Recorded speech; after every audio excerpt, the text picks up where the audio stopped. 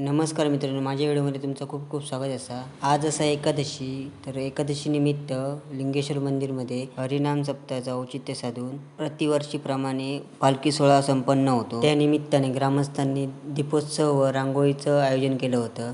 रांगोळी काढून नंतर दीपोत्सव साजरा करण्यात आला.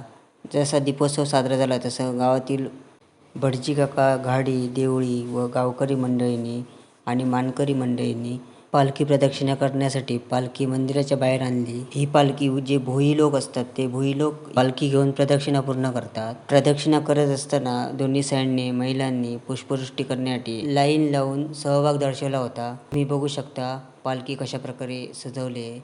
पालखी प्रदक्षिणा करत असताना एखादं प्रदक्षिणेचं पद किंवा गाणं सादर करून पालखीची प्रदक्षिणा पूर्ण केली जाते. तुम्ही रांगोळी बघू शकता, फुलांच्या पाकळ्यापासून तांदळापासून बनवलेली आहे. अशा प्रकारे हे व्हिडिओ आवडल्यास नक्की लाईक करा. पुन्हा भेटूया पुढच्या व्हिडिओमध्ये. धन्यवाद.